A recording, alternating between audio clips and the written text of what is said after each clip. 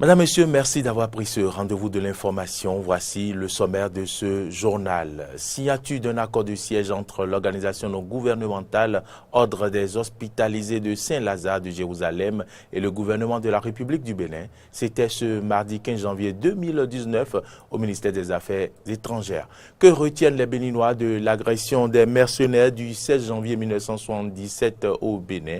Vous suivrez leur avis dans ce journal. Laurent Gbagbo et son allié Charles Blé Goudé ont obtenu ce mercredi une libération immédiate.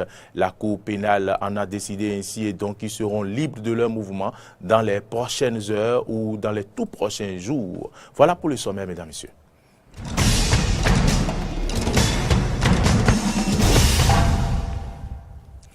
Une fois encore, merci de votre fidélité à Eden TV. Bienvenue dans ce journal. Une fois n'est pas coutume, nous ouvrons ce journal par cette information, cet effectif acquittement de Laurent Gbagbo et de Blé Goudé par la Cour pénale internationale. Ils ont obtenu une libération immédiate de la Cour qui a rejeté l'appel de leur maintien en détention demandé par le procureur de la Cour pénale internationale dans la matinée de ce mercredi. Laurent Gbagbo et son allié Charles Blé Goudé ont donc obtenu une libération immédiate. La Cour pénale en a décidé ainsi et donc ils seront libres de leur mouvement dans les prochaines heures ou les tout prochains jours. Revenons chez nous au Bénin où je l'annonçais en titre, signature de l'accord de siège entre l'ONG Ordre des hospitalisés de Saint-Lazare de Jérusalem et le gouvernement de la République du Bénin ce mardi 15 janvier 2019. C'était à la salle des ambassadeurs du ministère des Affaires étrangères et de la coopération. Plus de détails avec Carole Olaye et Fiacre Voitan. Signature de documents suivis d'échanges de parapheurs, des actes qui consacrent des liens scellés entre l'ONG Ordre des hospitaliers de Saint-Lazare de Jérusalem International et le gouvernement béninois. Cet accord fait suite à l'examen des recommandations du comité interministériel chargé des études sur les nombreuses actions que mène cette organisation au Bénin. L'Ordre a organisé le dépistage des anomalies de la réfraction oculaire, spécialement avec des soins particuliers aux lépreux et en général à toute la population du Bénin, à plus de 30 000 personnes avec distribution des verres et montures gratuitement. C'est ce besoin manifesté des soins de la vue et des problèmes dentaires tant pour les enfants, les adultes et les personnes âgées, que nos choix sont portés dans l'urgence sur la création de centres médicaux d'optométrie, d'optique, de cabinets dentaires pour un large public, mais en s'attachant à fournir des prestations et équipements médicaux de qualité au plus juste prix aux populations démunies. Des actions qui contribuent au bien-être socio-économique des Béninois et qui leur valent aujourd'hui la confiance du gouvernement. Une confiance qui se traduit par les privilèges accordés dans les différentes clauses de cet accord. La signature du présent accord de siège constitue l'expression de la satisfaction du gouvernement. Les différents privilèges accordés en vertu de cet accord en termes d'exonération fiscale et douanière, ainsi que d'autres avantages, représentent une contribution du gouvernement à vos efforts afin de vous permettre de travailler davantage pour mieux servir les populations béninoises, dont le mieux-être constitue les axes essentiels du programme d'action du gouvernement. Créé au Bénin le 21 septembre 2010, l'Ordre des hospitaliers de Saint-Lazare de Jérusalem International intervient dans plusieurs pays africains tels que le Gabon, le Cameroun et le Sénégal. Composé de 4000 membres répartis dans le monde, l'Ordre reste au service des pauvres et des malades sans aucune distinction de race, de sexe et de religion. 16 janvier 1977, date de l'agression du Bénin par les mercenaires. Les Béninois s'en souviennent au petit matin du 16 janvier 1977. 17, un avion se pose à l'improviste sur l'aéroport de Cotonou au Bénin.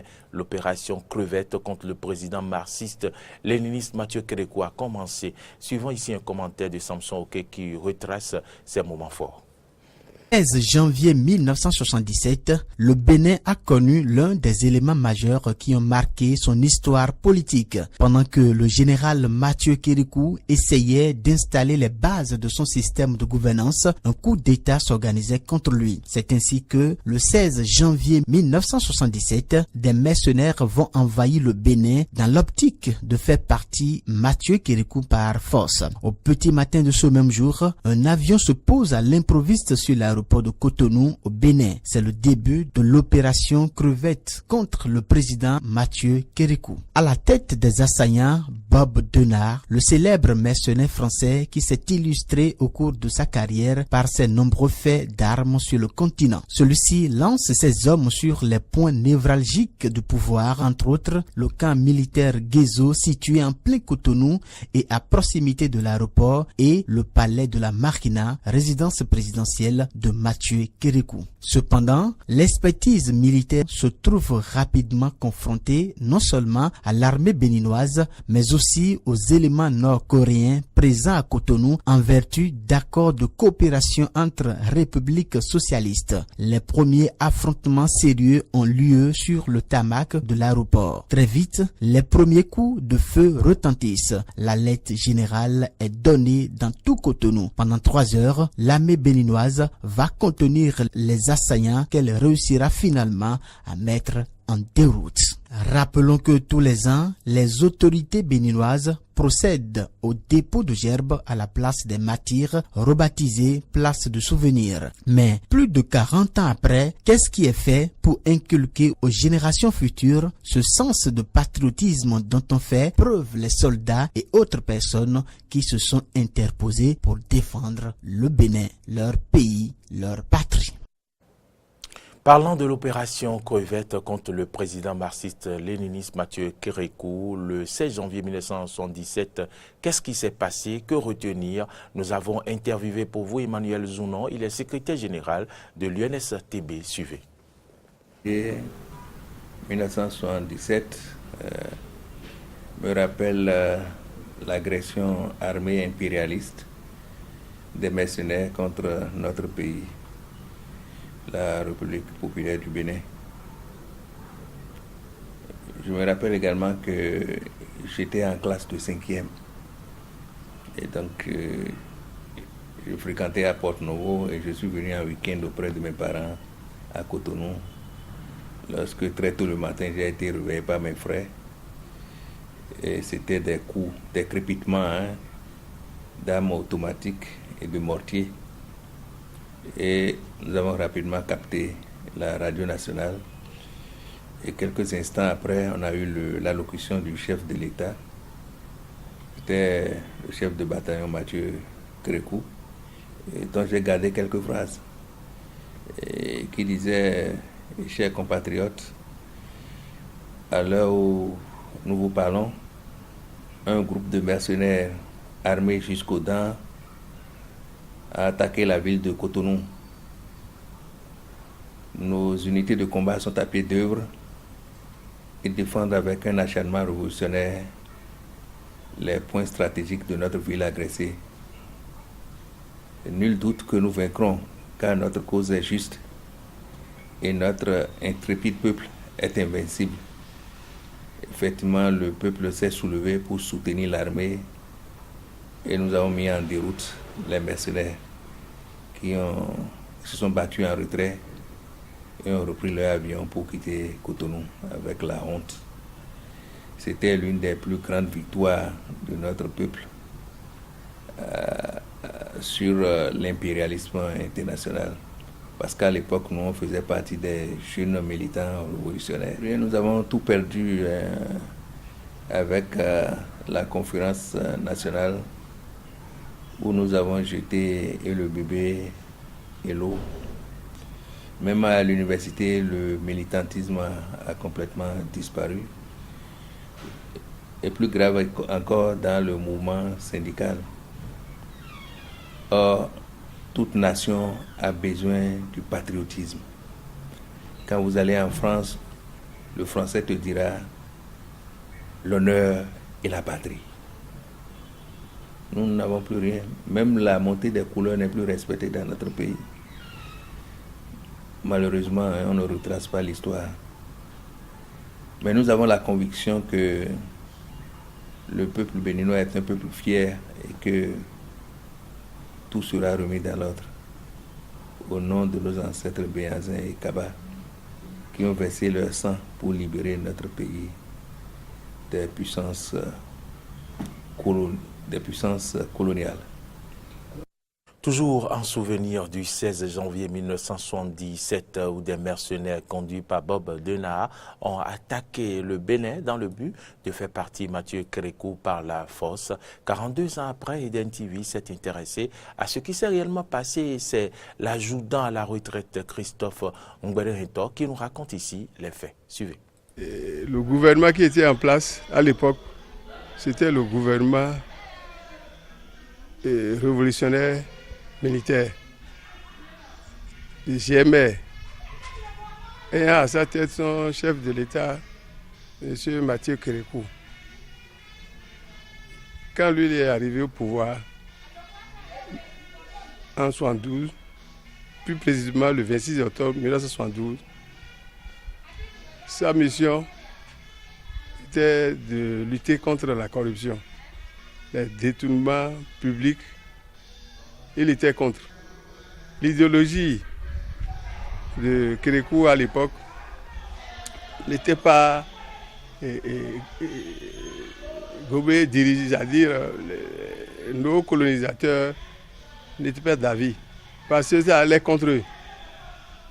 Tout cela ajouté aux exilés politiques béninois, et pour pouvoir chasser Kérékou du pouvoir, ils ont dit, c'est un homme fort.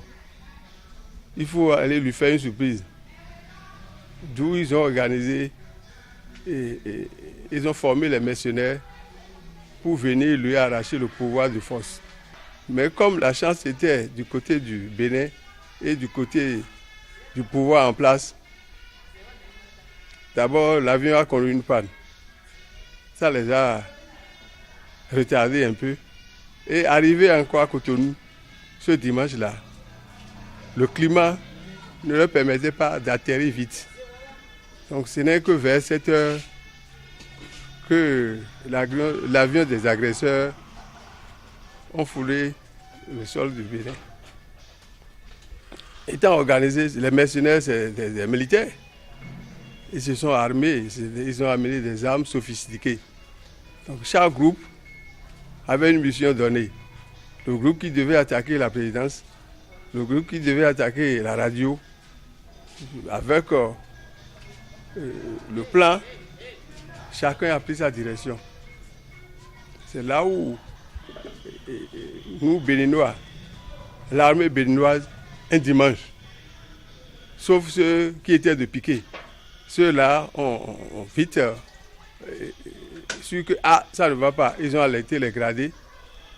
Le président lui-même est arrivé et ils ont dit, ça ne va pas. C'est ainsi qu'il a pris, il est allé à la radio pour déclarer que, nous sommes agressés. Que ce soit militaire, n'importe où il soit, de venir au camp. Les femmes amazones, les jeunes, c'est pourquoi il faut toujours avoir une organisation. Grâce à ça, tout le monde se sont donnés volontairement. Et ils sont allés à l'encontre de ces agresseurs.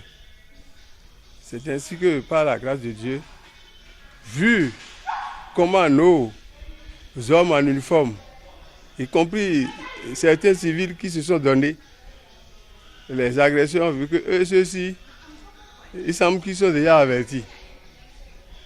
Parce qu'il y a eu une attaque qui ne dit pas son nom. Ils sont aussi surpris, les agresseurs aussi sont aussi surpris, comme si ils ont eu vent de ce qui devait arriver. Enfin, que retiennent les Béninois de cette agression du 16 janvier 1977 et quelles sont les leçons à retenir? Suivez ces propos recueillis par Kano François Mougbederinto. C'est de tristes mémoires ce qui s'est passé, mais c'est la source de mécontentement. Et lorsque les enfants d'un même pays ne s'entendent pas et ne veulent pas se mettre ensemble pour construire leur pays, et ça entraîne toujours des comportements du genre. On ne le souhaite plus, on ne souhaite plus jamais revoir ça, même si nous discutons n'importe comment et qu'on ne s'entend pas, trouvons toujours une passerelle de paix pour nous en sortir, au lieu d'aller chercher des personnages comme Bob Denard et Alpha de Guinée pour venir agresser notre pays. Et effectivement, j'avais mon bac, j'étais à l'université. Ce qui m'a poussé d'abord à aller dans l'armée pour servir, pour défendre mon pays, c'est l'agression là qui m'a motivé à rentrer dans l'armée pour pouvoir défendre honorablement mon pays. Mais j'ai senti quand même que l'agression là nous a poussé à plus de patriotisme. Le Bénin a été agressé par un groupe de mercenaires ayant à sa tête Bob Guénard. Mais à l'époque, moi j'étais encore élève au collège d'enseignement général de Sakété. Mais vu l'organisation, vu comment la population, avec notre armée, est à sa tête son chef d'État, M. Mathieu Kérékou, le général aujourd'hui, paix à son âme, ils ont pu mettre en déroute ces mercenaires. On ne le souhaite plus, on ne souhaite plus jamais revoir ça, même si nous discutons n'importe comment et qu'on ne s'entend pas, trouvons toujours une passerelle de paix pour nous en sortir. Celle-là, elle n'est pas une leçon de gaieté par rapport au pardon que le général a accordé. C'est ce qu'on fait des orphelins et des veuves de cet événement. On a l'impression même que l'événement ne dit rien à personne. Ce n'est pas bien. L'État est une continuité. Les veufs, les veuves, les orphelins de ce phénomène, l'État étant une continuité, on ne doit jamais les laisser, les abandonner pour qu'ils se débrouillent comme ils veulent. Nous changeons de registre à présent pour parler de la construction de l'échangeur Carrefour Verdocor qui sera bientôt une réalité. Dans cette optique, une réunion a eu lieu ce lundi à la Direction générale des infrastructures entre le directeur général et une mission d'autorité japonaise en charge de la construction de cette infrastructure. L'objectif s'enquérir de l'évolution du processus qui aboutira à la concrétisation du projet. Carole Olaye pour le compte rendu. La construction de l'échangeur du Carrefour Sika Toyota en face d'être une réalité. Pour une bonne réalisation de cette infrastructure, une séance de travail s'est tenue ce lundi 14 janvier entre les responsables à divers niveaux du ministère des Infrastructures et du Transport et les Japonais. Une rencontre qui a pour but d'aider la délégation japonaise à avoir des informations fiables dans le cadre des études qui précèdent le démarrage des travaux. Puisque en fait une étude, ça se base à une forte proportion sur les informations. Collecte de données. Les Japonais ne sont pas ici. Il nous revient, nous, administration routière et usagers de la route, de leur donner les informations qui leur sont utiles pour une bonne conception de cet échangeur-là. Et c'est à cela que je recommande au peuple béninois de bien vouloir se mettre à disposition de cette mission pour que d'ici quelques années, le problème de difficulté de circulation au niveau de cette partie de notre réseau soit conjugué au passé. Les données recueillies au cours de cette réunion seront prises en compte par une autre étude qui sera réalisée sur le terrain courant mai et juin 2019. Occasion pour Jacques Ayadji, directeur des infrastructures, de suggérer que ces différentes études prennent en compte également les ronds-points de Ruiho du stade de l'Amitié afin que le problème d'embouteillage ne demeure pas après la réalisation de cette infrastructure. Les résultats de l'examen national de licence session 2018 sont connus. Ils ont été portés à la connaissance du public ce vendredi 11 janvier 2019 par la direction des examens et concours. Le taux d'admissibilité est de 73,91%. Une équipe de la rédaction a fait le constat de l'affichage des résultats suivis. Un taux de réussite d'environ 73,91%, les résultats des examens nationaux de licence professionnelle 2018 sont tombés et sont disponibles dans le centre de composition du CEG Les Pylônes à Cotonou. Sur place, joie et émotion s'expriment sur les visages des candidats admis. Les sentiments de joie, puisque après le bac, je n'attendais pas passer encore un examen. Mais quand ils ont parlé de l'examen national de la licence, je me disais comment ça va se passer. Quand j'ai fini mon bac, j'ai dit j'ai fini avec des examens et je n'attendais plus à ça. Mais quand ils ont dit ça, j'ai dit on va passer ça pour voir comment ça va se passer. Mais le temps que ça fait avant le résultat, je me demandais pourquoi ça a duré comme ça, ou bien il y a un problème, ou bien on n'a pas travaillé. J'avais peur, mais finalement quand j'ai vu mon nom, c'est le sentiment de joie que je ressens ici actuellement. Ce qui m'a encore très surpris, c'est que Dieu m'a fait grâce et parmi les admis, j'ai vu que mon épouse en faisait partie. Je suis juste contente d'avoir réussi, sauf que il y a beaucoup de mes camarades qui ne sont pas sur la liste, c'est dommage, mais bon, je suis contente pour moi quand même. Sur un total de 5779 candidats, 4271 sont déclarés admis, soit un total de 1508 candidats non admissibles à qui les heureux admis ont une pensée. C'est pour leur dire de prendre du courage, puisque l'échec n'est pas un échec, c'est une victoire reportée. Et ils ont la chance de passer encore l'année prochaine, puisque la dernière édition, c'est pour l'année prochaine. Donc ils n'ont qu'à prendre leur mal en patience et redémarrer avec le travail, commencer le bachotage de maintenant, et que par la grâce de Dieu, ils vont finir par être retenus. Ça fait vraiment mal parce que il y a certains qui ont eu à émettre assez d'efforts, mais malheureusement ça n'a pas donné. Donc nous dirons peut-être que d'ici l'année prochaine, avec plus d'efforts, encore par la grâce de Dieu, ça pourra passer. Mais pour le moment, c'est du courage à ceux qui n'ont pas pu avoir. L'année prochaine sera probablement la bonne. Pour rappel, les examens nationaux pour l'obtention des diplômes de licence et master sont une réforme mise en œuvre depuis 2017. Une initiative du gouvernement du président Patrice Talon dont l'objectif est d'assainir le secteur de l'enseignement supérieur privé au Bénin. Vous le savez, depuis quelque peu a démarré l'opération roulée à droite initiée par la police républicaine. Elle se poursuit sur nos routes. Elle a connu sa première vague d'interpellation dans la commune d'Abomey-Calavi ce 15 janvier 2019. Frédéric Espoir Roumambou et Fiak Vroitan ont fait le constat suivant. L'opération de sensibilisation des automobilistes et autres usagers de la route à rouler prioritairement à la droite de la chaussée a pris une nouvelle ampleur ce mardi 15 janvier 2019. En effet, plusieurs usagers sont tombés dans les mailles de la police républicaine entre le carrefour à Kassato et le carrefour à Arconville dans la commune d'Abomey-Calavi. Surprise générale, ces usagers de la route, un peu mécontents, n'en reviennent pas. Tout à l'heure, j'étais en route, j'habite derrière Glo et je vais déposer, j'ai mon atelier à Calavi. Mais subitement, arrivé à la hauteur du carrefour à Kassato, j'ai remarqué la police qui nous faisait la main de serrer la droite. Juste ce que j'ai exécuté, bien sûr, en tant que bon citoyen.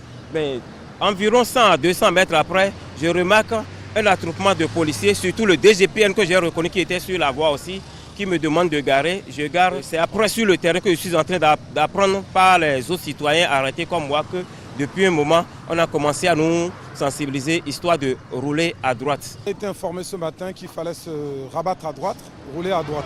C'est vrai que je ne savais pas pourquoi il faut se rabattre à droite. On a fait l'auto-école comme tout le monde et on m'apprend. En tout cas, je suis allé me renseigner ce matin quand j'ai été raisonné qu'il fallait rester prioritairement à droite et céder la gauche. Nous, on a fait un dépassement par la gauche pour pouvoir nous rabattre sur la voie, mais on nous arrête. Non, c'est les policiers qui nous ont arrêtés sous prétexte qu'on n'a pas roulé à droite. C'est tout. Comme toute attente, on faisait la main et après on nous arrête. Pour d'autres, l'opération déclenchée par les responsables de la police républicaine n'est pas mauvaise en soi, mais la communication aurait manqué autour de la phase de sensibilisation. Aujourd'hui, il y a 1000 moyens pour communiquer sur le territoire. Je n'ai pas suivi sur une chaîne de télévision comme radio, ni sur les réseaux sociaux, qui a une loi qui nous oblige désormais à rouler à droite. Nous sommes 12 millions de Béninois et on n'a pas les mêmes fréquences. Il n'y a pas, selon moi, il n'y a pas eu encore assez suffisamment de communication sociale pour qu'on nous retienne ce matin et qu'on nous empêche d'aller au boulot. En soi, je concède que la loi se fasse parce que, a priori, ce matin, on ne pénalise personne, on ne verbalise pas. Mais on vous fait perdre du temps, c'est aussi une forme de pédagogie. On fait perdre du temps pour que la prochaine fois vous en tenez compte. Certains usagers par contre trouvent que le tronçon sur lequel l'opération est initialisée ne dispose pas de pistes cyclables et que si on ne sait pas faire, on risque de créer des accidents en voulant les réduire. En voulant serrer la droite, tout le monde à droite là, rouler à droite, on n'a pas cette voie. Où est la piste cyclable ici? Je ne vois pas la piste cyclable. Cette opération est faisable à partir d'Aconville jusqu'à Cotonou. Là, je suis d'accord. Mais ici, attention, gare au danger. Mais une décision, une loi, il ne faut pas être indiscipliné, mais voyez. C'est une opération très mal organisée. Moi, j'ai mal apprécié ça. Parce que la voie sur laquelle on fait l'opération, c'est une voie à double sens. Première raison, une voie à double sens. Deuxième raison, où est le panneau qui montre la priorité à droite? Nous sommes la côte de la route. Si on veut changer les choses, on doit aller autrement. Ça là qu'on est en train de faire, c'est une manière de redresser le pays en arrière. Quoi qu'il en soit, force doit rester à la loi et les forces de sécurité publique pourront aussi de leur côté user quelquefois d'indulgence. C'est ici que se referme cette édition. Merci à toutes et à tous de nous avoir suivis. Bonne suite de nos programmes.